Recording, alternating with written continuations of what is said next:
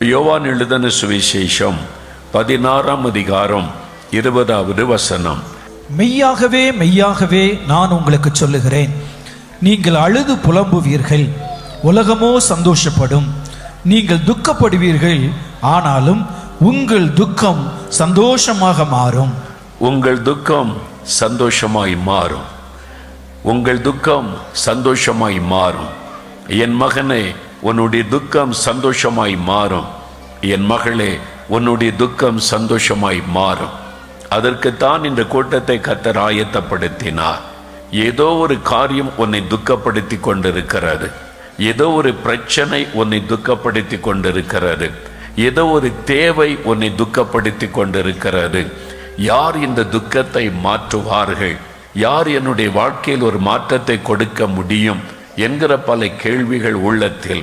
நான் எங்கு போவதென்ற தடுமாற்றத்தோடு பல இடங்களுக்கு சென்றும் ஏமாற்றப்பட்ட நிலைமையில் என் துக்கம் மாறுமா என்ற எண்ணத்தோடு வேதனையோடு இந்த இடத்தில் வந்திருக்கிற மகளே, உன்னை பார்த்து இயேசு சொல்லுகிறார், என் மகளே, உன் துக்கம் சந்தோஷமாய் மாறும். உங்கள் துக்கத்தை சந்தோஷமாய் மாற்றுவதற்கு நான் உங்கள் மத்தியில் வந்திருக்கிறேன் என்று இயேசு உங்களுக்கு சொல்லுகிறார். அவர்தான் உங்களை தேடி வந்திருக்கிறார் உங்களுடைய துக்கத்தை சந்தோஷமாய் மாற்ற. ஆண்டவரே, உம்மை தேடி வரக்கூடிய இந்த மக்களுக்கு நான் என்ன சொல்ல வேண்டும் என்று காத்திருந்து ஜெபித்த பொழுதுதான் இந்த வார்த்தை ஆண்டவர் சொன்னார். அது மாத்திரமல்ல, எரேமியா 31ஆம் அதிகாரம் 13ஆம் வசனத்தை ஆண்டவர் காண்பித்து, இதை என் ஜனங்களுக்கு சொல் என்று ஆண்டவர் கட்டளையிட்டார்.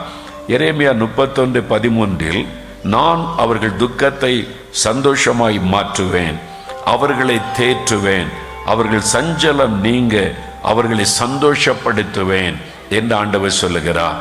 இந்த கூட்டம் எதற்காக? மதத்தை பற்றி பேசுவதற்கு அல்ல, யாரையும் மதம் மாற்றுவதற்கு அல்ல. இந்த கூட்டத்தை எதற்காக ஆண்டவர் இயேசு ஒழுங்கு பண்ணினார்? உங்கள் துக்கத்தை சந்தோஷமாய் மாற்றுவதற்காக, தேற்றுவதற்காக. காயப்பட்ட உள்ளத்தோட இருதயத்தில் வேதனைகளை சுமந்து கொண்டு யாரிடத்தில் என் துக்கத்தை பாரத்தை சொல்ல முடியும் என்ற வேதனையோடு வாழ்ந்து கொண்டிருக்கிற உங்களை தேற்றுவதற்காக, காயங்களை கட்டுவதற்காக. அது மாத்திரமல்ல, ஆண்டவர் சொன்னார், அவர்கள் சஞ்சலத்தை நீக்கி நான் அவர்களை சந்தோஷப்படுத்துவேன் என்று ஆண்டவர் வாக்கு கொடுத்திருக்கிறார். உங்களுடைய சஞ்சலத்தை நீக்கி அவர் உங்களை சந்தோஷப்படுத்த போகிறார். அதற்குத்தான் இந்த கூட்டத்தை கர்த்தர் ஆயத்தப்படுத்தினார். உங்களுடைய துக்கம் சந்தோஷமாய் மாறும். உங்களுடைய சஞ்சலத்தை நீக்கி ஆண்டவர் உங்களை சந்தோஷப்படுத்துவார். எனக்கு அன்பானவர்களே, ஆண்டவர் இயேசு இந்த உலகத்தில் உலாவின நாட்களில் அநேகருடைய துக்கத்தை மாற்றி சந்தோஷப்படுத்தினார். அந்த அற்புதங்கள் எல்லாம் வேதத்தில் எழுதப்பட்டிருக்கிறது. அதில் ஒரு அற்புதம் பரிசுத்த லூக்கா எழுதின சுவிசேஷம் 13ஆம் அதிகாரம் 10வது வசனத்திலிருந்து 16வது வசனம் வரைக்கும் வாசிக்கும் பொழுது அங்கே ஒரு அற்புதம் எழுதப்பட்டு இருக்கிறது. அந்த அற்புதத்தில் ஒரு மகள் 18 வருஷம் துக்கத்தோடு இந்த மகள், அவளுக்கு ஆண்டவர் எப்படி அற்புதம் செய்து அவருடைய துக்கத்தை சந்தோஷமாய் மாற்றினார் என்று எழுதப்பட்டிருக்கிறது. அந்த அற்புதத்தை செய்த இயேசு கிறிஸ்து இன்றைக்கு இந்த இடத்திலே பிரசன்னமாகி இருக்கிறார். அந்த அற்புதம் என்ன? இயேசு ஒரு ஜபாலயத்திலே பிரசங்கம் பண்ணி கொண்டிருந்தார். அங்கே 18 வருஷமாய் கூனியாக இருந்த ஒரு பெண் அந்த கூட்டத்துக்குள்ளே வந்து அமர்ந்திருந்தாள். சற்றேனும் நிமிர முடியாத கூனியாக இருந்தாள் என்று வேதம் சொல்லுகிறாரு. கூன் விழுந்த நிலைமை, முதுகு வளைந்து போன நிலைமை, தரையை பார்த்து கொண்டுதான் அவள் நடந்து கொண்டு வர வேண்டும். நம்மை போல வேகமாய் நடக்க முடியாது. 18 வருஷம் கூனியாக இருந்த ஒரு பெண். ஒருவேளை இந்த கிராமத்தில் இருந்தவர்கள் அவளை குறித்து சொன்னால் அந்த கூனியா என்று சொல்லி அடையாளம் சொல்லி இருக்கக்கூடும். அல்லது சிறு பிள்ளைகள் கூனி என்று பரிகாசம் பண்ணி இருக்கக்கூடும். என்ன பாவம் செய்தாலோ அவருடைய வாழ்க்கையில் இப்படி கூன் விழுந்து விட்டது, தலை கொனிந்த நடக்கிறாள் என்று மற்றவர்கள் பரிகசித்திருக்க கூடும். அத்தனை வேதனைக்கு நடுவில் ஒரு பெண்ணினுடைய வாழ்க்கை, 18 வருஷம் வேதனை, தலை நிமிர்ந்து நடக்க முடியாத ஒரு வாழ்க்கை, மனதுக்குள் இருக்கிற துக்கத்தை சொல்ல முடியாத ஒரு வேதனை. நான் என்ன பாவம் செய்தேன், ஏன் எனக்கு இப்படி நடந்தது என்று கூட சில சமயம் எண்ணி வேதனைப்பட்டிருக்க கூடும். அந்த மாதிரி 18 வருஷம் வேதனையில் இருந்த ஒரு பெண் அவளுக்கு தான் ஆண்டவர் அற்புதம் செய்தார் என்பதை நாம் பார்க்கிறோம். 18 வருஷ துக்கத்தை ஆண்டவர் சந்தோஷமாய் மாற்றினார். 2000 ஆண்டுகளுக்கு முன்பாய் அற்புதம் செய்த இயேசு இன்றைக்கும் அதே விதமான அற்புதத்தை செய்தார். இயேசு கிறிஸ்து கற்பனையின் கடவுள் அல்ல. யாரோ எழுதி வச்சாங்க, யாரோ சொல்லி வச்சாங்க, அதெல்லாம் அந்த காலத்துல நடந்ததுன்னு சொல்றாங்க. அப்படிப்பட்டது அல்ல. அவர் நேற்றும் இன்றும் என்றும் மாறாதவர். அவர் இன்றைக்கும் அற்புதம் செய்கிறவர். 2000 ஆண்டுகளுக்கு முன்பாக அற்புதம் செய்த இயேசு இன்றைக்கும் அதே விதமான அற்புதங்களை செய்கிறவர். இந்த மகள் 18 வருஷம் துக்கத்தில் இருந்த மகளுக்கு ஆண்டவர் ஒரு அற்புதமான சுகம் கொடுத்தார். ஆண்டவர் அவளை அழைத்து அவள் மீது கைகளை வைத்து நீ சுகமானாய், விடுதலை ஆனாய் என்று சொன்ன உடன் விடுதலை. அவள் நிமிர்ந்து தேவனை மகிமைப்படுத்தினாள் என்பதாக நாம் வாசிக்கிறோம். சில மாதங்களுக்கு முன்பாக சேலத்தில் இதே மாதிரி ஒரு கூட்டம் நடைபெற்றது.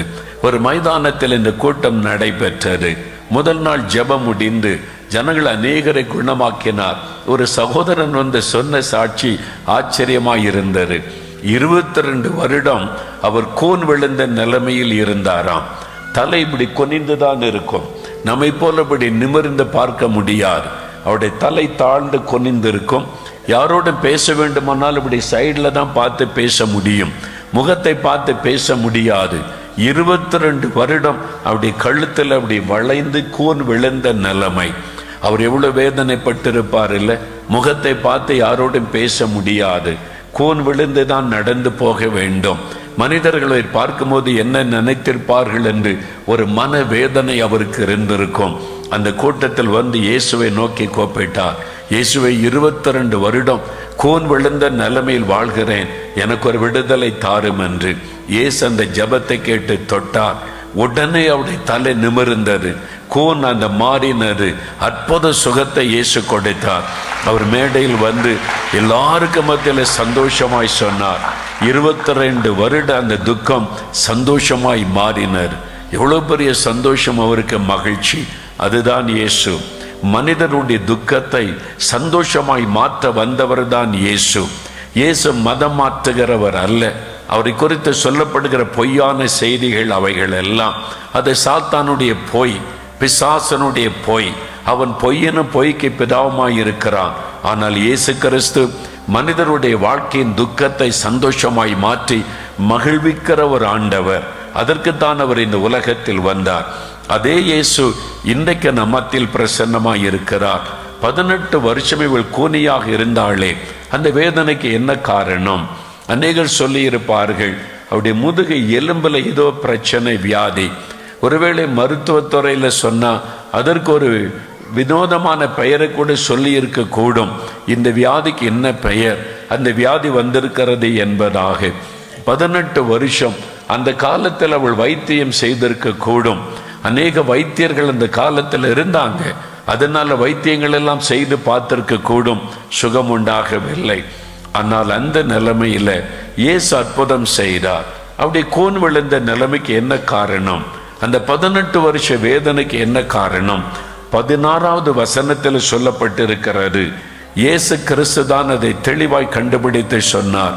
18 வருஷம் இவளை கட்டி வைத்திருந்த பொல்லாத சாத்தான், பொல்லாத பிசாசு, பொல்லாத ஆவி சாத்தான் 18 வருஷமாய் கட்டி வைத்திருந்த இவளை இந்த கட்டிலிருந்து அவிழ்த்து விட வேண்டியது அவசியம் அல்லவா என்று இயேசு சொன்னார். இயேசு தான் கரெக்டா கண்டுபிடித்தார். இது ஒரு வியாதி அல்ல, இது சாத்தானுடைய கட்டு. அது ஒரு பலவீனப்படுத்தின ஆவி. அவளை பலவீனப்படுத்தி அவளை முடக்கி வைத்திருக்கிறது ஒரு பொல்லாத ஆவி. 18 வருஷம் அவளை வேதனைப்படுத்தி கொண்டிருப்பது சாத்தான் என்கிற பொல்லாத பிசாசின் கிரியை. அதை இயேசு அறிந்து கொண்டார். அவர் அந்த கட்டை அவிழ்த்து விட்டார். அவன் கட்டி வைக்கிறவன், அடிமைப்படுத்துகிறவன். ஆண்டவர் விடுதலை கொடுத்தார் என்பதாக பார்க்கிறோம். யார் இந்த சாத்தான்? அவன் எப்படி இவளை பாதிக்க முடியும்? எங்கிருந்து வந்தான் இந்த சாத்தான்? அவன் ஏன் இந்த மகளை இப்படி வேதனைப்படுத்த வேண்டும்?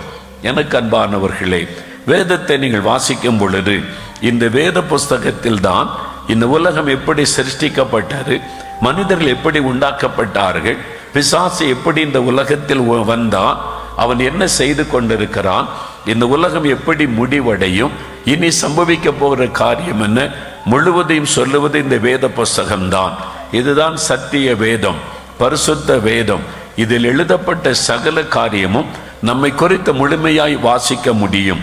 இந்த சாத்தான் என்று சொல்லப்படுகிற பிசாசானவன் முதல் எப்படி வெளிப்பட்டான் என்பதை ஆதியாகமம் 3ஆம் அதிகாரத்தில் வாசிக்க முடியும். ஏவாள் தனித்திருக்கும் பொழுது அவளை ஏமாற்றி வஞ்சித்து அவளை பாவத்துக்கு உள்ளாக்கினான் என்பதாய் வேதத்தில் பார்க்கிறோம். அதற்கு முன்பாக அவன் எங்கு இருந்தான்?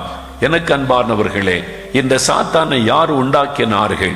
இந்த உலகத்தில் எல்லா மதத்திலை சார்ந்தவர்களும் கடவுள் நம்பிக்கை உள்ளவர்களும் ஒரு காரியத்தை சொல்லுவார்கள். உலகத்தில் நல்ல சக்தியும் இருக்கிறது, தீய சக்தியும் இருக்கிறது. கடவுள் சக்தி நல்ல சக்தி, தீய சக்தி பிசாசு அசுத்தாவின் சக்தி, அப்படித்தான் அவர்கள் குறிப்பிட்டு சொல்லுவார்கள். ஆனால் வேதம் அதை தெளிவாய் சொல்லுகிறது. அந்த கடவுள், அந்த தெய்வம், வானத்தை பூமியை உண்டாக்கினவர் தேவனாகிய கர்த்தராகிய இயேசு கிறிஸ்து என்று குறிப்பாக தெளிவாக சொல்லுகிறது. அதே மாதிரி அந்த தீய சக்தி என்பது பிசாஸ் என்று சொல்லப்படுகிற சாத்தான் என்பதாக வேதத்தில் தெளிவாய் சொல்லப்படுகிறது. அவன் எப்படி உண்டானான்? ஆண்டவர் அவனை ஏன் உண்டாக்க வேண்டும் என்று கேள்வி உள்ளத்தில் எழும்பலாம். ஆண்டவர் சாத்தானை உண்டாக்கவில்லை, தீய சக்தியை ஆண்டவர் உண்டாக்கவில்லை. பின் எப்படி அவன் உண்டானான்? இந்த வேத புஸ்தகத்தில் தான் அதை நீங்கள் தெளிவாய் வாசிக்க முடியும். ஆண்டவர் இந்த உலகத்தை சிருஷ்டிப்பதற்கு முன்பாக அண்ட சராஸ்திரங்களை சிருஷ்டித்த தேவன், பரலோகத்தில் ராஜாதி ராஜாவாய் வீற்றிருக்கிற தேவன் அவர். கோடானு கோடி தூதர்களை அவர் உருவாக்கினார். அந்த கோடானு கோடி தூதர்கள் தான் உண்டாக்க போகிற மனிதர்களுக்கு அவங்க பாதுகாப்பாய் இருக்க வேண்டும், ஆசீர்வாதமாய் இருக்க வேண்டும், நான் உண்டாக்க போகிற என் மக்களுக்கு துணையாய் இருக்க வேண்டும் என்று சொல்லி தூதர்களை அவர் உருவாக்கினார் என்பதாய் பார்க்கிறோம். எபிரேயர் 1 கடைசி வசனத்தை நீங்கள் வாசித்தால் அவைகள் பணிவிடையின் ஆவிகள் என்று தேவ தூதர்களை பற்றி எழுதப்பட்டிருக்கிறது. இந்த கோடான கோடி தேவ தூதர்களிலே 3 முக்கிய பிரிவுகளை குறித்து வெளிப்படையாய் வேதத்தில் சொல்லப்பட்டு இருக்கிறது. ஒன்று மிகாவேல் தூதன், இன்னொன்று காபிரியல் தூதன், இன்னொன்று லூசிஃபர்.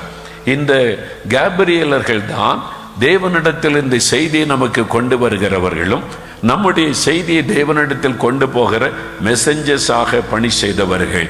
மிகாவேலர்களை நீங்கள் பார்க்கும் பொழுது கையில் அவர்கள் பட்டயத்தோடு இறங்கி வருவார்கள். யுத்தத்திற்கென்று தேவன் உருவாக்கி வைத்த தேவ தூதர்கள், யுத்த தூதர்கள் என்பதாய் வேதத்தில் பார்க்க முடியும். தேவ ஜனத்துக்கு விரோதமாய் சிலர் எழும்பும் பொழுது இந்த தேவ தூதர்கள் பட்டயத்தோடு இறங்கி வந்து யுத்தங்களை செய்வார்கள் என்பது வேதத்தில் சொல்லப்பட்டிருக்கிற சத்தியம். அப்படிப்பட்ட பல சம்பவங்கள் எழுதப்பட்டிருக்கிறது. அவர்கள் மிகாவேலர்கள். இந்த லூசிபர் என்கிற தேவ பிரதான தூதன் தான் தேவனை ஆராதிப்பதற்கென்று ஒரு பெரும் கூட்ட தூதர்களை கர்த்தர் சிருஷ்டித்து வைத்திருந்தார். அவர்கள் இரவும் பகலும் தேவனை துதிப்பார்கள், பரிசுத்தர் பரிசுத்தர் பரிசுத்தர் என போற்றுவார்கள். அப்படிப்பட்ட ஒரு மகிமையான இடத்தில் இருக்கிறவர் தான் கடவுள் என்கிற ஜீவனுள்ள தேவன். சிங்காசனத்தில் ராஜாதி ராஜாவாய் ஏக சக்கராதிபதியாய் வீற்றிருந்து அண்ட சராசரங்களையும் ஆண்டு நடத்தி கொண்டிருக்கிற தேவன். தேவ தூதர்கள் அவரை புகழ்ந்து கொண்டிருப்பார்கள், அவரை துதித்து கொண்டிருப்பார்கள். அதிலே முக்கியமான ஒரு தூதன் தான் இந்த லூசிஃபர். தேவனை துதிக்கவும் அவரை புகழோ நியமிக்கப்பட்ட தூதர்களுக்கு பிரதானமானவன், ஆண்டவருக்கு சமீபமாக இருந்தவன். தேவன் அவனை விசேஷித்த நோக்கத்தோடு சிருஷ்டித்திருந்தார், விசேஷித்த ஆசீர்வாதங்களை கொடுத்திருந்தார். ஆனால் அவனுக்குள் ஒரு ஆசை உண்டானது. என்ன ஆசை உண்டானது? எல்லாரும் தேவனை புகழுகிறாங்க, தேவனை ஆராதிக்கிறாங்க, அவர் சிங்காசனத்தில் வீற்றிருக்கிறார். நான் அந்த இடத்துல உட்கார்ந்தா எப்படி இருக்கும்? நான் அங்கே உட்கார்ந்து எல்லாரும் என்னை ஆராதித்தால் எப்படி இருக்கும்? அவனுக்குள்ள தவறான ஆசை உண்டானது, பெருமை உண்டானது.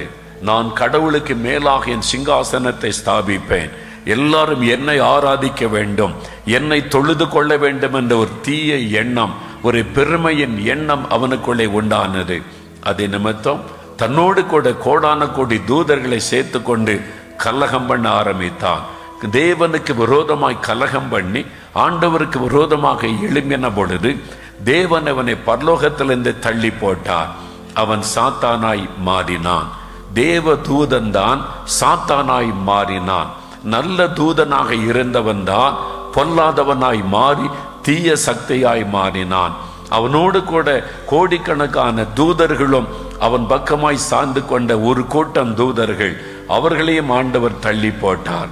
வேதம் சொல்லுகிற சத்தியத்தின்படி அவன் சாத்தான் என்றும் அவனோடு கொள்ள தள்ளப்பட்ட எல்லாருமே அசுத்த ஆவிகள், பொல்லாத ஆவிகள், தேவர்கள் என்று அழைக்கப்படுகிறவர்கள். வேதத்தில் சொல்லப்படுகிற அநேக தேவர்கள் உண்டு. அவைகள் தள்ளப்பட்ட ஆவிகள், பிசாசுகள். அவைகளுக்கு தேவர்கள் என்று வேதத்தில் குறிப்பிடப்படுகிறது. அந்த அசுத்த ஆவிகள் தான் உலகம் முழுவதிலும் மக்களை வசப்படுத்தி, மக்களை ஏமாற்றி, மக்களை வஞ்சித்து, மக்களை பயமுறுத்தி, தெய்வத்தை வணங்க விடாதபடி, மெய்யான ஆண்டவரை வணங்க விடாதபடி, தன்னை வணங்கும்படி செய்யும்படி சாத்தான் இந்த கிரியைகளை செய்து கொண்டிருக்கிறான். அதுதான் இந்த உலகத்தில் கிரியை செய்கிற தீய வல்லமை என்று சொல்லுகிற சாத்தானும் அவனுடைய சேனைகளும். அவன் ஏன் மனிதர்களுக்கு தீமை செய்ய வேண்டும்? ஆண்டவர் மனிதனை உண்டாக்கினார். இந்த பிசாசு பரலோகத்தை விட்டு தள்ளப்பட்ட பிறகு ஆண்டவர் மனிதர்களை உண்டாக்கினார், தமது சாயலில் உண்டாக்கினார். ஆதியாகமம் 1ஆம் அதிகாரம் முதல் 2 அதிகாரங்களை வாசிக்கும் பொழுது தேவன் அழகாக இந்த உலகத்தை சிருஷ்டித்து மனிதனுக்காகவே இந்த உலகத்தை உண்டாக்கினார். நான் சிருஷ்டிக்க போகிற மனிதர்கள் அவங்க என் பிள்ளைகள், மகிழ்ந்திருக்கணும், சந்தோஷமா இருக்கணும், குறைவில்லாமல் இருக்கணும்னு சொல்லி முழு உலகத்தை அழகாய் உண்டாக்கி மனிதனை தன்னுடைய சாயலில் உண்டாக்கினார். ஆண்டவர் ஆதாம் ஏவாளை உண்டாக்கி ஏதேன் தோட்டத்தில் வைத்த உலகத்தை அவள் கையிலே கொடுத்தார். இந்த உலகம் உங்களுக்குரியது, சந்தோஷமாய் நீங்கள் வாழ வேண்டும் என்று ஆண்டவர் ஒவ்வொரு நாளும் பரலோகத்திலிருந்து இறங்கி வந்து பூமியில் மனிதனோடு பேசுவார், மனிதனோடு நடப்பார். அதுதான் ஆதியாகமத்திலே 3ஆம் அதிகாரத்தில் வாசிக்கும் பொழுது தெளிவாக விளங்கும். கர்த்தர் அவளோடு உலாவுவதையும் நடப்பதையும் வழக்கமாய் கொண்டிருந்தார். அன்றைக்கு மனிதனுக்கு எந்த வியாதியும் இல்லை, எந்த ஒரு பயமும் இல்லை. அன்றைக்கு மனிதனுக்கு எதை குறித்த கவலையும் இல்லை. மனிதன் ஒரு சந்தோஷமாய் வாழ்ந்து கொண்டிருந்த நாட்கள். அந்த நாள் பயமில்லாமல், வியாதி இல்லாமல், மரணம் இல்லாமல் சந்தோஷமாய் வாழ்ந்து கொண்டிருந்த நாட்கள். சாத்தான் தூரத்தில் இருந்ததை பார்த்தான். ஆண்டவர் எவ்வளவு மகிழ்ச்சியாய் இருக்கிறார், இந்த மனிதர்களோட சந்தோஷமாய் இருக்கிறார், இந்த மனிதர்களும் சந்தோஷமாய் இருக்கிறார்கள். பிசாசானவன் பொறாமையினால் நிறைந்தவனாய் அவன் ஒரு திட்டமிட்டான், இந்த ஆண்டவரை துக்கப்படுத்த வேண்டும். என்னை பரலோகத்தை விட்டு தள்ளி போட்டு விட்டாரே, என்னை பரலோகத்தை விட்டு புறம்பாக்கி விட்டாரே, இந்த கடவுளை நான் துக்கப்படுத்த வேண்டும், அவரை அவமானப்படுத்த வேண்டும். அதற்கு என்ன செய்வது? அவரால் சிருஷ்டிக்கப்பட்ட மனிதர்களை வேதனைக்குள் ஆக்கினால் அவருடைய உள்ளம் துக்கப்படும். அவரால் சிருஷ்டிக்கப்பட்ட மனிதர்களை சாபத்துக்குள் ஆக்கிவிட்டால் ஆண்டவருடைய உள்ளம் துக்கப்படும். அவரால் சிருஷ்டிக்கப்பட்ட இந்த மனிதர்களை நம்ம வாதித்து வேதனைப்படுத்தினால் ஆண்டவருடைய உள்ளம் துக்கப்படும். அவரை அவமானப்படுத்தவும் அவரை துக்கப்படுத்தவும் இந்த மனிதர்களை நான் வாதிக்க வேண்டும் என்று திட்டமிட்டான். தந்திரமாய் பாம்பு ரூபத்திலே ஏதேன் தோட்டத்துக்குள்ளே நுழைந்தான். ஏவாளை ஏமாற்றி பாவம் செய்ய வைத்து, பாவம்தான் கடவுளை விட்டு மனிதனை பிரிக்க முடியும் என்று சாத்தானுக்கு தெரியும், பாவம் செய்ய வைத்தான். பாவத்தின் நிமித்தமாய் சாபம் வாழ்க்கையிலே வந்தது. மனிதர்கள் பாவம் செய்த போது தேவனை விட்டு பிரிய வேண்டிய சூழ்நிலை வந்தது. அவர் பரிசுத்தம் உள்ளவர். பாவம் செய்கிற மனிதன் தேவனை தரிசிக்க முடியாது. பாவம் செய்கிற ஒரு மனிதன் தேவனோடு வாழ முடியாது. பரிசுத்தமுள்ள தேவனை நம்ம தரிசிக்க வேண்டுமானால் நம் பாவத்தை விட்டு விலகி ஒரு பரிசுத்த வாழ்க்கைக்கு அர்ப்பணிக்க வேண்டும். சாத்தான் பார்த்தான், மனிதர்களை பாவம் செய்ய வைத்து தேவனை விட்டு பிரித்து விடுவது என்று கீழ்ப்படியாத பாவத்தை செய்ய வைத்தான். பாவம் உள்ளே நுழைந்தது. அது நிமித்தம் சாபம் மனிதனுடைய வாழ்க்கையில வந்தது. அது நிமித்தம் வியாதிகளை கொண்டு வந்தான், மரணத்தை கொண்டு வந்தான், பயத்தை கொண்டு வந்தான். எல்லாவற்றிற்கு காரணம் பொல்லாத அந்த சாத்தான். அவன் எழும்பி மனுக்குலத்திற்கு விரோதமாய் இவ்வளவு தீமைகளை செய்து கொண்டிருக்கிறான். கண்ணுக்கு தெரியாதபடி செயல்படுகிற பொல்லாத ஆவிகள் அவைகள். அந்த சாத்தான் தான் மனிதர்களை பலவிதமான அடிமைத்தனத்துக்குள்ளாக்குகிறான் என்பதாய் வேதம் தெளிவாய் சொல்லுகிறது. மனிதர்களை பாவத்துக்குள்ளாக்கி, சாபத்துக்குள்ளாக்கி, வியாதிக்குள்ளாக்கி அவருடைய வாழ்க்கையை வேதனைக்குள்ளாக்குவதுதான் சாத்தானுடைய திட்டம். இந்த பிசாசின் காரியங்கள் லூசிபரை குறித்து வேதத்தில் வாசிக்க முடியும். ஏசாயா 14ஆம் அதிகாரம் 12 முதல் 17 வசனங்கள், எசேக்கியேல் 28ஆம் அதிகாரம் 12 முதல் 18 வசனங்களை நீங்கள் வாசிக்கும் பொழுது அவனை குறித்து எழுதப்பட்டிருப்பதை நீங்கள் வாசிக்க முடியும். ஆகவே இந்த பொல்லாத பிசாசானவன் மனிதர்களுக்கு விரோதமாய் எழும்பி இவ்வளவு தீமைகளை செய்து கொண்டிருக்கிறான். இன்றைக்கு இந்த மனுக்குலத்தில் உண்டாயிருக்கிற எல்லா தீமைகளுக்கு காரணம் பொல்லாத பிசாசானவன். அவன் மறைமுகமாக இருந்து தன்னை தெய்வம் போல காண்பித்து ஏமாற்றுகிறவன் என்று வேதத்தில் சொல்லப்படுகிறது. இந்த பிசாசை குறித்து இயேசு சொன்னார். யோவான் 10ஆம் அதிகாரம் 10ஆம் வசனத்தில், திருடன் திருடவும் கொல்லவும் அழிக்கவும் வருகிறான். அவன் திருடன், மனிதருடைய சமாதானத்தை திருடுகிறவன், மனிதர்களுடைய ஆசீர்வாதத்தை திருடுகிறவன், மனிதர்களுடைய ஆரோக்கியத்தை திருடுகிறவன், வியாதியை கொண்டு வந்து வேதனைப்படுத்துகிறவன். இயேசு சொன்னார், அவன் திருடன், கொல்லுகிறவன், அழிக்கிறவன், மரணத்தை பிறப்பிக்கிறவன். அவன்தான் பாருங்கள், தீவிரவாதிகளை எழுப்பி இரக்கமில்லாதபடி மனிதர்களை கொலை செய்ய வைக்கிறான். எப்படி ஒரு மனிதனுக்குள்ளே இன்னொரு மனிதனை கொலை செய்கிற எண்ணம் வருகிறது? இந்த பிசாசு. அவன் மனுஷ கொலை பாதகன் என்று யோவான் 8ஆம் அதிகாரம் 44ஆம் வசனத்தில் இயேசு இந்த சாத்தானை குறித்து சொல்லுகிறார். அவன் மனித கொலை பாதகன், பொய்யனும் பொய்க்கு பிதாவுமாயிருக்கிறவன். பொய்யைத்தான் அவன் பேசுவான், கொலை பாதகனாயிருக்கிறான். ஜாதி என்கிற பெருமையை உண்டாக்கி மனிதர்களை கொலை செய்ய வைக்கிறான். வரதட்சணை என்கிற பணம் நகை ஆசையை தூண்டி பெண்களை கொலை செய்ய வைக்கிறான். தீவிரவாதிகளை எழுப்பி அநியாயமாய் இன்னசென்ட் பீப்புளுடைய ரத்தத்தை சிந்த வைக்கிறான். அந்த கொலைவெறியின் ஆவி, அந்த பிசாசத்தான் அவளுக்கு பின்னால் நின்று கொண்டு அவ்வளவு தீமையான காரியத்தை செய்து கொண்டிருக்கிறான். இந்த பிசாசானவன் ஒவ்வொரு மனிதனுடைய வாழ்க்கையில தீமையை கொண்டு வந்து அவளை அடிமைப்படுத்தி வேதனைப்படுத்த நினைக்கிறான். அவளுக்குள்ளே பாவம், வியாதி, வேதனை, பயம், கலக்கங்களை கொண்டு வந்து அடிமைப்படுத்தி விடுகிறான். அது மாத்திரமல்ல, தன்னை தெய்வமாய் காண்பிக்கிறவன், அவன் ஏமாற்றுகிறவன், பொய்யான காரியத்தை நம்ப பண்ணுகிறவன், தெய்வம் அல்லாதவைகளை தெய்வம் என்று நம்ப பண்ணி மக்களை பயமுறுத்தி அடிமைப்படுத்தி வணங்க வைக்கிறவன், மனிதர்களை ஏமாற்றி அவர்களை வணங்க வைக்கிறவன். அவன் எல்லாரும் தன்னை வணங்க வேண்டும் என்பதான ஒரு பெருமை கொண்டவன். அந்த பொல்லாத பிசாசானவன் அவன்தான் மனிதர்களை ஏமாற்றி வஞ்சித்து இவ்வளவு காரியத்தை செய்து கொண்டிருக்கிறான் என்று வேத புஸ்தகத்தில் தெளிவாக யாவும் எழுதப்பட்டிருக்கிறதை நம்ம பார்க்கிறோம். ஆகவே இந்த பொல்லாத பிசாசின் பிடியிலிருந்து மனிதர்களை விடுதலை ஆக்கி மனிதர்களுக்கு ஒரு நல்ல வாழ்க்கை கொடுக்கத்தான் கடவுள் மனிதனாக இறங்கி வந்தார். காணக்கூடாத இறைவன் நம்மை போல ஒரு மனிதனாக இறங்கி வந்தார். வேத புஸ்தகம் சொல்லுகிறது, 1 தீமோத்தேயு 3:16 தேவன் மாம்சத்தில் வெளிப்பட்டார். இயேசு கிறிஸ்து கடவுள் மனிதனாக இந்த உலகத்தில் வந்த போது அவருக்கு இயேசு என்ற பெயர் வழங்கப்பட்டது என்பதாக வேதம் சொல்லுகிறாரு. கொலோசியர் 1:15 வாசித்த பாருங்கள். இயேசு கிறிஸ்துக்கு சொல்லும் பொழுது அவர் காணக்கூடாத இறைவனின் தற்சுரூபம் என்பதாய் சொல்லப்படுகிறது. Image of the living God. காணக்கூடாத இறைவனின் ஒரு தற்சுரூபம் தான் இயேசு கிறிஸ்து என்பதாக வேதம் சொல்லுகிறது.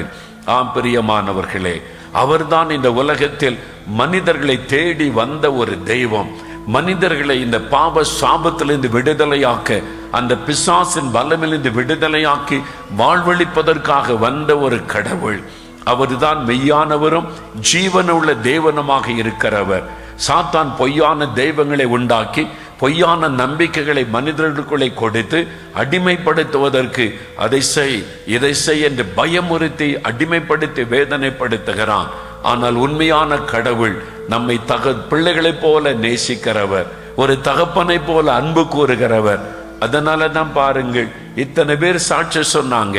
கேன்சர் வியாதி மறைந்தது, கட்டி மறைந்தது, 18 வருஷ வியாதி குணமாயிற்று. இவ்வளவு காலை எடுக்கணும் நாங்க இயேசு சுகம் கொடுத்தார். யார்கிட்டயாவது இயேசு காசு கேட்டாரா? நீ இவ்வளவு காசு கூட உன்னை குணமாக்குவேன் என்று. நீ இங்க 4 மாடிக்கு நடந்து வா, இங்க நடந்து வான்னு இயேசு சொன்னாரா? நம்மளை வேதனைப்பட சொன்னாரா? நீ காலில் செருப்பு இல்லாம நடந்து வந்தா குணமாக்குவேன்னு சொன்னாரா? உன்னை ஆசீர்வதிப்பேன்னு சொன்னாரா? என்னால் ஒரு கடவுள் நம்மை பிள்ளைகளை போல நேசிக்கிறவர். ஒரு பிள்ளைகளை ஆசீர்வதிப்பதற்கு அதை கொடு இதை கொடு அதை செய் என்று கேட்கிறவர் அல்ல. அதுதான் உண்மைக்கும் பொய்யுக்கும் உள்ள வித்தியாசம். அதனால இயேசு கொடுப்பது இலவசமான விடுதலை, இயேசு கொடுப்பது இலவசமான சுகம், இயேசு கொடுப்பது இலவசமான பாவ மன்னிப்பு, பாவத்தில் இந்த விடுதலை.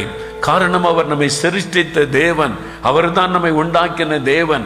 ஆனால் பிசாசானவன் அதை கொடு, இதை கொடு, அதை செய், இதை செய், இதை செய்யாவிட்டால் உனக்கு தோஷம் வரும், அது வரும் என்று பயமுறுத்தி அடிமைப்படுத்துகிறவன், அடிமைப்படுத்தி வணங்க வைக்கிறவன் பிசாசு.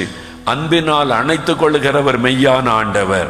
ரெண்டுக்குள்ள வித்தியாசத்தை விளங்கிக் கொள்ளுங்கள். இதை வேத புஸ்தகம் தெளிவாய் சொல்லுகிறாரு. இதை நீங்கள் அறிந்து கொண்டால் இன்றைக்கு உங்களுடைய வாழ்க்கையில விடுதலை, இன்றைக்கு உங்களுடைய வாழ்க்கையில சுகம், இன்றைக்கு உங்களுடைய வாழ்க்கையில அற்புதம் நடக்கும்.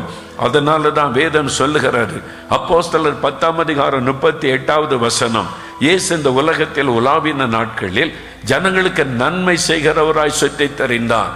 இயேசு கடவுளாக மனிதனாக என்ன வந்தபோது இயேசு என்ன செய்து கொண்டிருந்தார்? ஆண்டவர் திருமணம் செய்து குடும்பம் நடத்தி கொண்டிருந்தாரா? ஆண்டவர் வேட்டையாடி கொண்டிருந்தாரா? ஆண்டவர் விருந்து பண்ணி கொண்டிருந்தாரா? நகைகளை அணிந்து கொண்டு என்னை பார், என் அழகை பார் என்று சொல்லிக் கொண்டிருந்தாரா? இல்லை. சாதாரண ஒரு ஏழை மனிதனாய் மக்கள் மத்தியில் உலாவி ஜனங்களுக்கு நன்மை செய்து கொண்டிருந்தார். ஏழை மக்களை தேடி சென்று அற்புதங்களை செய்து கொண்டிருந்தார். வேதனையிலும் கண்ணீரிலும் இருக்கிற மக்களை தேடி சென்று விடுதலை கொடுத்து கொண்டிருந்தார். அவர்தான் மெய்யான ஆண்டவர், அவர்தான் ஜீவனுள்ள ஆண்டவர். அந்த ஆண்டவர் மனிதர்களுக்கு நன்மை செய்கிறவராய் சுற்றி தெரிந்து பிசாசின் வல்லமையில் அகப்பட்ட யாவரையும் குணமாக்கி கொண்டிருந்தார் என்று வேதம் சொல்லுகிறது. அதுதான் கடவுளுடைய பணி. உண்மைக்கும் பொய்யுக்கும் உள்ள வித்தியாசம். ஜனங்களுக்கு விடுதலை கொடுக்கிறவர், இலவசமாய் விடுதலை கொடுக்கிறவர், இலவசமாய் நன்மை செய்கிறவர், மனிதர்களை வருத்தப்பட விடாதவர். நீ உன்னை வருத்தி கொள்ளாதே, நான் உனக்காக சிலுவையில் என்னை பாடுபட ஒப்பு கொடுக்கிறேன், உனக்காக நான் அடிக்கப்படட்டும், உனக்காக நான் ரத்தம் சிந்தட்டும், உனக்காக நான் முழுமுடி ஏற்றுக்கொள்ளட்டும், உனக்காக நான் பாடுபட்டு மறித்து உனக்கு ஆசீர்வாதத்தை கொண்டு வரட்டும். நீ வேதனைப்படக்கூடாது, நீ உன்னை வருத்தப்படுத்திக் கொள்ள கூடாது. நீ என்னை விசுவாசித்தால் போதும், நான் உனக்கு அற்புதம் செய்கிறேன் என்று ஜனங்கள் மத்தியில உலாவி விடுதலை கொடுத்தவர் இயேசு கிறிஸ்து.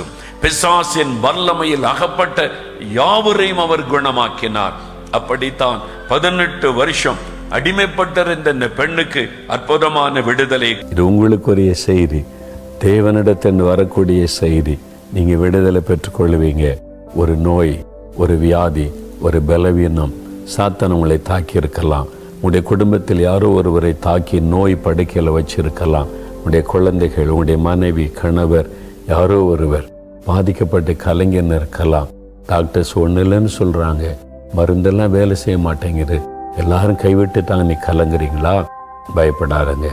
பிசாசின் வல்லமையில் அகப்பட்ட எல்லாரையும் இயேசு குணமாக்கினார். வேதத்தில் பார்த்தோம்ல, உங்களை குணமாக்குவார். விசுவாசிங்க. உங்களுக்கு ஒரு விடுதலை சுகத்தை கொடுக்க சிலுவையில் ரத்தம் சிந்தி மறித்திருக்கிறார். அவருடைய தழும்புகளால் குணமாகிறோம். அவருடைய தழும்புள்ள கரம் உங்களுக்காக நீட்டப்பட்டிருக்குது. இப்போ நான் ஜெபிக்க போகிறேன். வியாதியுள்ள இடத்துல கை வைங்க. எங்கே சுகம் வேணும்? கட்டி இருக்கிறா, வலி இருக்கிறா, வேதனை இருக்கிறா, இருதயம் பாதிக்கப்பட்டிருக்கா, லங்ஸ் பாதிக்கப்பட்டிருக்கா, அந்தந்த இடத்துல கை வைங்க. அல்லது இருதயத்தில் கை வைத்து கொள்ளுங்க. வியாதிப்பட்ட குழந்தைகள், வியாதிப்பட்ட யாராவது படுக்கையில் இருந்தால் அவங்க மேலே நீங்கள் கை வைத்து கொள்ளுங்க. உங்கள் விசுவாசத்தை வெளிப்படுத்தும்படி நீங்கள் கை வைத்து கொள்ளுங்க. இப்போ நான் ஜெபிக்க போகிறேன். என் கூட சேர்ந்து நீங்களும் ஜெபிக்கணும். இயேசுவின் தழும்புகளால் சுகமாவீங்க. விசுவாசோடு ஜெபிக்க ஆரம்பிங்க. இயேசுடைய பெயரை சொல்லுங்க. அந்த நாமத்தை சொல்லி கூப்பிடணும். இயேசுவே தொடும், இயேசுவே குணமாக்கும், இயேசுவே விடுதலை தாரும், உம்முடைய தழும்புகளால் சுகம் உண்டாகட்டும். அப்படி சொல்லணும். ஜெபிக்கலாமா? தகப்பனே, இப்பொழுதும் நசரேயனாகிய இயேசு கிறிஸ்துவின் நாமத்தில் உம்முடைய பிள்ளைகளுடைய சுகத்துக்காக ஜெபிக்கிறேன். இந்த வியாதிகளை கொண்டு வருகிற பொருளாதார ஆவிகளை நான் கடிந்து கொள்கிறேன். இயேசுவின் நாமத்தில் ஆஸ்துமா நோயை கொண்டு வருகிற பிசாசை கடிந்து கொள்கிறேன். கேன்சர் வியாதியை கொண்டு வருகிற சாத்தானை கடிந்து கொள்கிறேன். குருட்டு ஆவிகள், கண்களை தாக்கி இருக்கிற ஆவிகளை இயேசுவின் நாமத்தில் கடிந்து கொள்கிறேன். செவிட்டு ஆவிகள், காதுகளை அடைத்து கொண்டிருக்கிற செவிட்டு ஆவிகளை கடிந்து கொள்கிறேன் இயேசுவின் நாமத்தில். கேன்சர் வியாதியை கொண்டு வருகிற ஆவிகள், நரம்புகளை, எலும்புகளை தாக்கி வேதனைப்படுத்துகிறேன். பலவீனப்படுத்துகிற ஆவிகளை கடிந்து கொள்ளுகிறேன் இயேசுவின் நாமத்தில். விலகி போ இந்த சரீரத்தை விட்டு, விலகி போ பொல்லாத ஆவியை இந்த குடும்பத்தை விட்டு. வியாதி படுக்கை மாறட்டும். படுக்கையிலே முடக்கி வைத்திருக்கிற பொல்லாத ஆவிகள் இயேசுவின் நாமத்தில் விலகட்டும். வாத வியாதிகள் விலகட்டும். முடக்கு வாதங்கள் விலகட்டும். திமிர்வாத நோய் விலகட்டும் இயேசுவின் நாமத்தில். நடக்க முடியாத இந்த குழந்தை நடக்கட்டும். சகல வியாதியின் கட்டுகளும் இயேசுவின் நாமத்தில் அறுக்கப்படட்டும். உம்முடைய வல்லமை பாய்ந்து செல்லட்டும். ஒவ்வொருவர் மீதும் இறங்கட்டும். ஒவ்வொரு வீடுகளுக்குள்ளும் சுகமளிக்கிற வல்லமை இறங்கட்டும். விடுதலை இயேசுவின் நாமத்தில் உண்டாகட்டும். சுகம் இயேசுவின் நாமத்தில் உண்டாகட்டும். இயேசுவின் நாமத்தில், இயேசுவின் நாமத்தில் சுகம், இயேசுவின் நாமத்தில் விடுதலை, இயேசுவின் நாமத்தில் அற்புதங்கள் ஒவ்வொருவருக்கும் நடக்கட்டும். நீ தொட்டதற்காய் ஸ்தோத்திரம், சுகம் கொடுத்ததற்காய் ஸ்தோத்திரம். அடியே வாய்தரன் இயேசுவே ஸ்தோத்திரம் சொல்லுங்க. நல்ல சொல்லுங்க. இயேசுவே ஸ்தோத்திரம். என்னை தொட்டதற்காய் ஸ்தோத்திரம், விடுதலை தந்ததற்காய் ஸ்தோத்திரம், சுகம் கொடுத்ததற்காய் ஸ்தோத்திரம். இயேசுவின் நாமத்தில் சுகத்தை பெற்றுக் கொள்கிறோம். இயேசுவின் நாமத்தில் விடுதலை பெற்றுக் கொள்கிறோம். இயேசுவே உமக்கு ஸ்தோத்திரம். நீர் கொடுத்த விடுதலைக்காக நன்றி. இன்று முதல் நல்ல சுகத்தையும் ஆரோக்கியத்தையும் ஆசீர்வாதத்தையும் உடைய பிள்ளைகள் அனுபவிக்கட்டும். இயேசு கிறிஸ்துவின் நாமத்தில் ஜெபிக்கிறோம் பிதாவே. ஆமென்.